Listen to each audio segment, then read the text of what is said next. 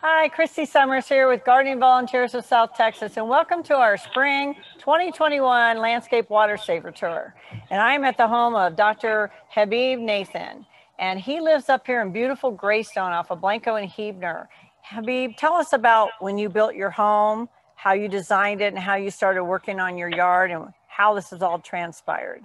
Well, we used to live more closer to a central town, and then we gradually decided to move out, and eventually we were driving around, we found this hill, and we decided to build on top of the hill. Oh, nice. So we found the property.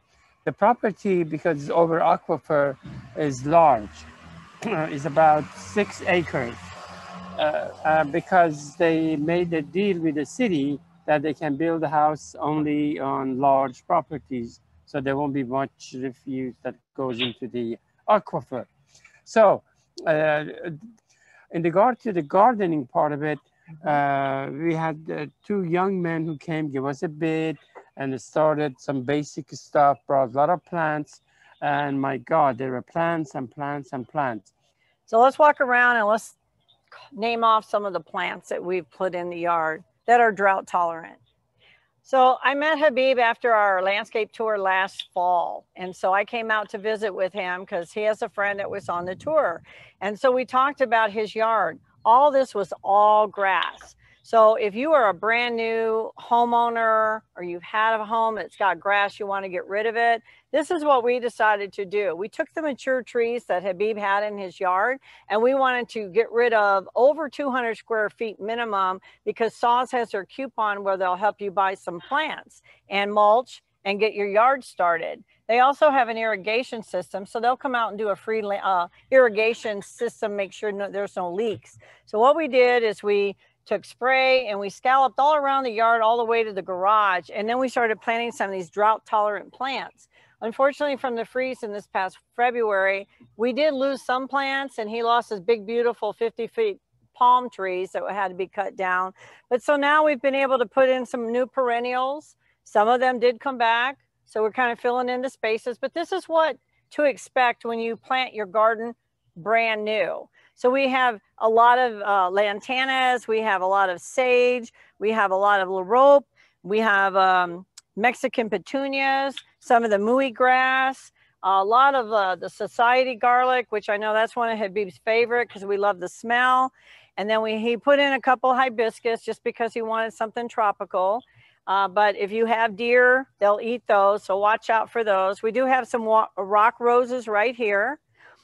We've got some of the little bat face plants right here. Again, the deer will eat those, so be careful with those. We put some different variegated plants back here that are starting to come back after the freeze. We trimmed up the red buds and the crepe myrtles to give them a little bit more sun. As you can see, the society garlics, they stayed, they're coming back. They're colorful with all the purple flowers. They smell wonderful.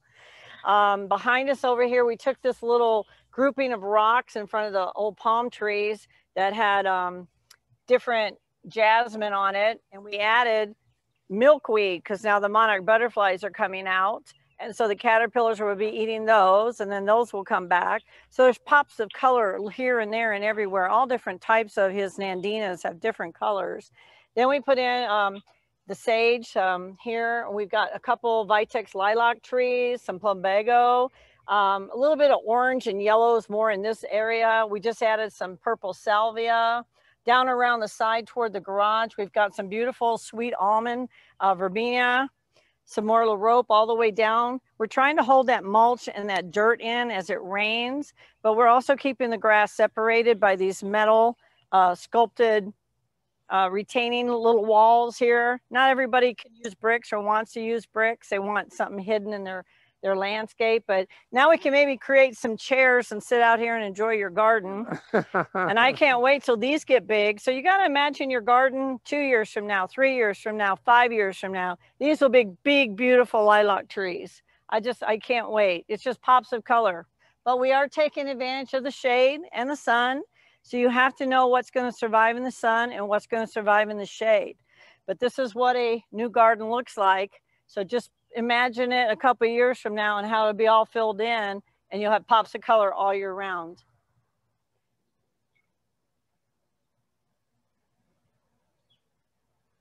We're now over by the pool and the backside of Habib's home. And one thing they've done really well is they have put a lot of annuals in container pots and a lot of the roses because they're going to draw more water. But we have some Esperanza that we had planted here. He'd lost his original ones in the freeze. So we've gotten some new ones to put in. He also has the roses, the knockout roses, but the red tips really took a toll. He's had these for years and they're coming back. They had to cut them way down, but they look a lot better today than they did a couple weeks ago. So it's just patience with your plants and letting them come back. But as you can see, they line their whole patio up here with plants too, just to have some color and some different variations. But I should add that these are 21 years old. Oh, we built the house 21 years ago and they died. But fortunately, I never thought about it, but they are coming back. They are coming back. And over on the other side of the pool, we've got pink salvia. He's got several others. He's got some Nandinas. He's got some bird of paradise. Just several of our drought tolerant plants, but it also makes for a beautiful landscape when you're sitting in the pool enjoying a nice quiet day. It does. Let me also add that since we have done all of these, I'm really excited about our garden. I go every day and check. I never used to do that. I see what's growing, what's flowering, what needs to be cleaned. So in my retired years has given me something more to do. Yes. Well, I did catch him when I came around the corner one day and he was doing one of these. He was all excited because it was all flowering. But unfortunately, the freeze kind of took its toll. But we'll have that excitement again pretty soon. So let's head back out to the front and look at just a little part of the, I call it my circle of color. When I met Habib last year, when I came over to this side of the yard, he already had the jasmine here. It's very beautiful. It smells wonderful. The freeze got it as well. It's starting to come back and now he's got his little strings hanging up to pull it up and let it grow over this framing again. Out here, what happened was these two trees, we have an oak tree and an ash tree. Their branches were hanging to the ground, so nothing was growing down here. It was just empty dirt. So we trimmed the tree branches all back. It looks like we might have lost part of the ash tree during the freeze as well, but we decided we wanted color over here since grass really doesn't grow. So we did what we call the circle of color. So the outer band has got all the blue days with the little bright blue flowers, and these will all fill in eventually. The next line is all Mexican petunias. We bought white, but now we've added some purple. And then the next row is going to be Mexican heather, which has the little bitty flowers, but also you'll notice the differences in the textures of the leaves, the sizes of the leaves. And then we did the pink sage. Then of course he's got his Nandinas in the middle with the little rock around there. So this is just going to grow in and comes back every year. And eventually it'll be just 4 circles of colors all the way around. So we call this our circle of color. Circle of color, circle of life. This is Habib's gift. So we want to thank you, Habib, for sharing your yard, your home, and your experience, good, bad, and the ugly. But this is what to expect when you plant a brand new yard. So hopefully we've given you some information for your yard.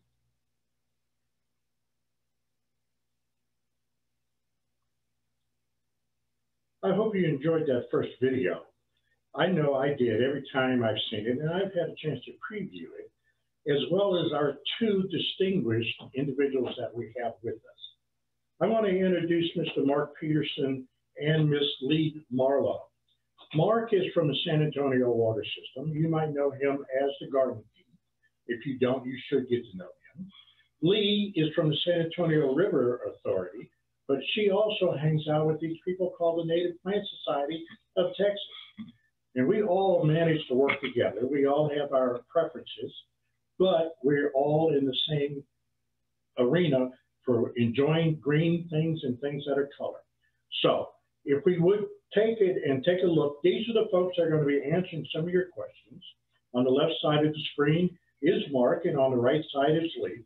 So please use your chat button, put the questions in there. Now, I've asked them to, in fact, do a brief narration between each video and talk about what they've seen. And at the end, we will then accumulate all the questions and answers. Thanks, Andrew. Yeah, in the essence of time, we are going to have brief comments on that. So, and this morning, what Lee and I found out that we have very similar beliefs on these landscapes. So, my view is this was an excellent first video on what a new landscape would look like. It's kind of bare, kind of sparse, and that leads to the old adage, first year it sleeps, second year it creeps, third year it's what? Leaps. Leaps. That's right. So, so I thought this was very good to show everyone on how a new landscape looks like. What do you think? Yes, I agree. And there were some really great ideas from this landscape. The circle of color was really interesting.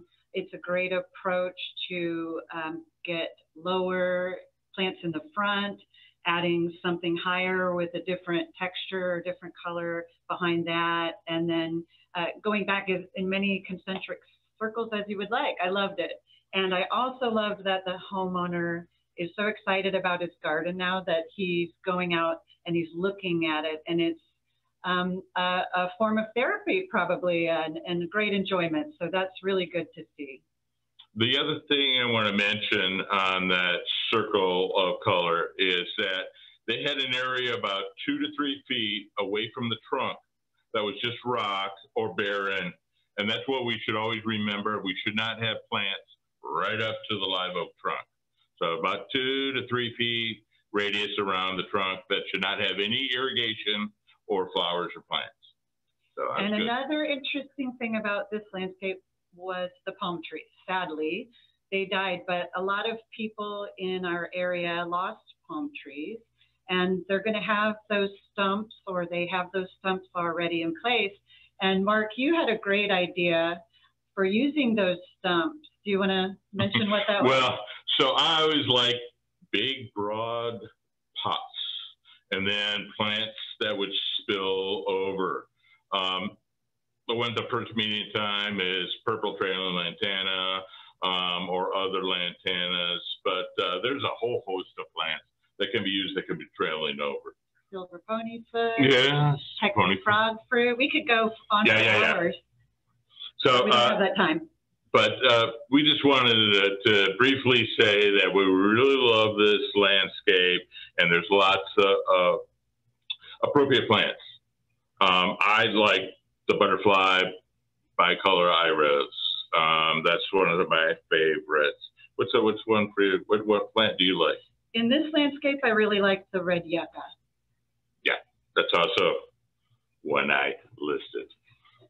All right. Let's go to the next video. I think you'll enjoy this one as well.